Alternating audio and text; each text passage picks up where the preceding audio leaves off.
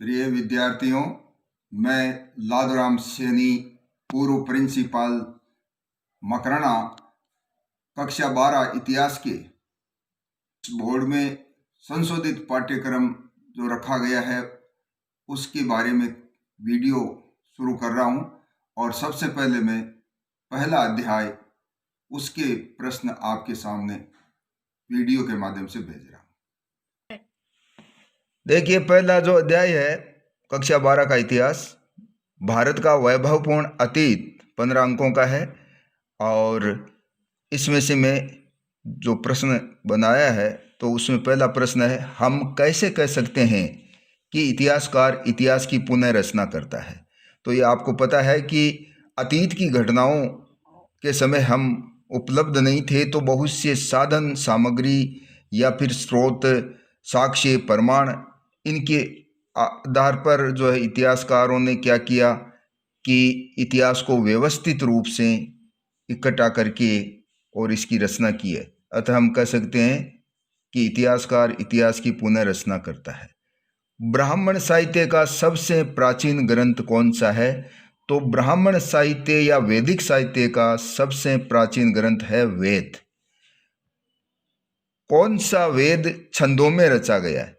तो ऋग्वेद छंदों में रचा गया है। 4 वेद है, उनमें प्रथम और सबसे प्राचीन जो वेद है वो ऋग्वेद है। यज्ञों से संबंधित जानकारी किस वेद से मिलती है? देखिए, यज्ञों से संबंधित जानकारी यजुर्वेद से मिलती है। यज्ञ ये से शुरू होता है, ये भी यजुर्वेद। ऋषियों द्वारा वनों में कौन से ग्रंथ लिखे गए? तो ऋषियों ने वनों में आरण्यक ग्रंथ लिखे हैं। अरण्य का मतलब वन होता है। उपनिषदों में क्या जानकारी मिलती है? तो उपनिषदों में जो गूढ़ विषय है, गूढ़ यानी बहुत ही कठिन रहस्य युक्त विषय, उनके बारे में और लोगों के नैतिक आचरण के नियम जो है, आचरण नैतिक होने चाहिए, उनके बारे में लिखा गया।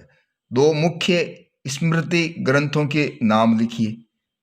तो उनमें 2 मनुस्मृति, याज्ञवल्क्य स्मृति।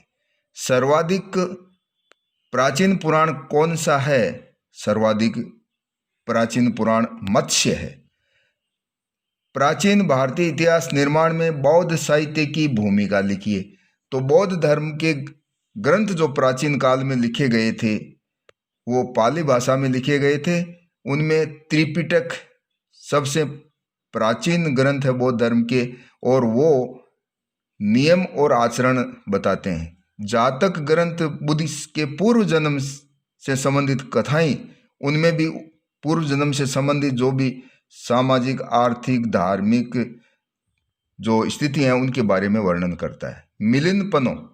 मिलिंद पनो भी बौद्ध धर्म का ग्रंथ है, जो मिनेंडर और नागसेन के बीच जो वार्ता हुई थी उसके बारे में बताता है। दीपवंश और महावंश ये सिंघल द्वीप यानी कि लंका, उसका इतिहास बताते हैं। अगला प्रश्न है, जैन धर्म का महत्वपूर्ण ग्रंथ कौन सा है? तो आप लिखेंगे आगम। बौद्ध ग्रंथ और जैन ग्रंथ या साहित्य कौन कौन सी भाषाओं में लिखे गए हैं? तो बौद्ध ग्रंथ पाली भाषा में और जैन ग्रंथ प्राकृत भाषा में लिखे गए। भारत का प्रथम विशुद्ध ऐतिहासिक ग्रंथ कौन सा है?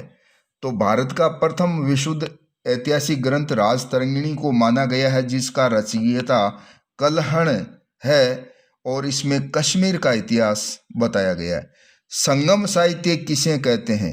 संगम साहित्य प्राचीन तमिल साहित्य को कहते हैं, और ये बहुत ही उच्च कोटि का साहित्य हुआ करता था, क्योंकि इसमें महत्वपूर्ण साहित्यकारों की एक समिति उन ग्रंथों को मान्यता देती थी। 2 प्रमुख ख्यात साहित्य के नाम लिखिए। तो प्रमुख ख्यात साहित्य में पहला स्थान नैणसीरी ख्यात आता है और दूसरा बांकीदासरी ख्यात। इंडिका का रचयिता कौन है? इसमें क्या जानकारी मिलती है? तो इंडिका का रचयिता मेगस्थनीज, जो कि यूनानी राजदूत था। सेल्यूकस ने चंद्रगुप्त मौर्य के दरबार में भेजा था, उसने लिखा है इंडिका, जिसमें चंद्रगुप्त मौर्य के प्रशासन की जानकारी, समाज की जानकारी, आर्थिक स्थिति की जानकारी मिलती है। यात्रियों का राजकुमार किस चीनी यात्री को कहा गया है? तो यात्रियों का राजकुमार वाइनसांग को कहा गया है। तारानाथ द्वारा रचित 2 ग्रंथों के नाम लिखिए। तारानाथ ने कंग्यूर और तंग्यूर नामक ग्रंथ लिखे। तारीख हिंद ग्रंथ का लेखक कौन है? अल बैरूनी। इतिहास निर्माण में वंशावलियों का क्या महत्व है? ये बहुत ही नया टॉपिक है और इसमें 6 पॉइंट है आपकी पुस्तक में, तो ये देखना है। पुरातात्विक स्रोत प्राचीन भारतीय इतिहास की जानकारी के सर्वाधिक विश्वसनीय स्रोत है, स्पष्ट कीजिए। तो ये जो पुरातात्विक स्रोत है उनके अंदर आपको विशेष रूप से अभिलेख और सिक्कों के बारे में तो जानकारी करनी ही होगी, क्योंकि बहुत ही ये महत्वपूर्ण टॉपिक है जो विश्वसनीय भी है और ज़्यादा जानकारी देने वाले भी हैं। बड़ा प्रश्न है। अच्छा, अगला है हड़प्पा स्थल का उत्खनन किसने और कब किया? तो हड़प्पा सिंधु घाटी सभ्यता का मिलने वाला पहला नगर था जिसका उत्खनन दयाराम साहनी ने 1921 में किया था। और दूसरा जो बड़ा नगर मिला है मोहनजोदड़ो, उसका राखाल दास बनर्जी ने 1922 में किया था। अगला है सिंधु घाटी सभ्यता के नगर नियोजन की विशेषताएं लिखिए। वास्तव में सिंधु घाटी सभ्यता की नगर नियोजन की विशेषताओं के साथ साथ इसमें जोड़ा जा सकता है कि वर्तमान में क्या प्रासंगिकता है, ऐसा भी जोड़ा जा सकता है। तो नगर नियोजन में जैसे मान लो लंबी चौड़ी सड़कें हैं, नाली व्यवस्था है, सफाई व्यवस्था है, पंक्तिबद्ध तरीके से जो मकान है, जल निकासी व्यवस्था है, तो ये वर्तमान में भी इनकी प्रासंगिकता है। अगला है सिंधु घाटी सभ्यता में दोहरी खेती के अवशेष कहाँ मिले हैं? तो आड़ी तिरछी रेखाएं मिलने के कारण से उसको दोहरी खेती का नाम दिया गया है और ये हमारे राजस्थान में कालीबंगा के अंदर अवशेष मिले हैं।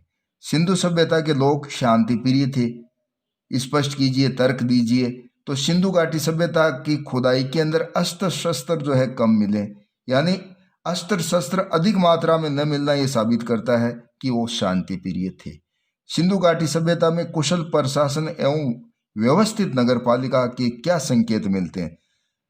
और इसमें यह भी जोड़ा जा सकता है कि सिंधु घाटी सभ्यता में नगरपालिका की विशेषताएं बताते हुए वर्तमान प्रासंगिकता सिद्ध कीजिए। तो आपको पता है कि नगर नियोजन बहुत ही सुंदर था उनका, स्वच्छता, जल संरक्षण, सड़कें, ये जो है ना आज भी प्रासंगिक है। तो इस प्रकार मैं इसके बाद में अगले अध्याय का वीडियो भी भेजूंगा।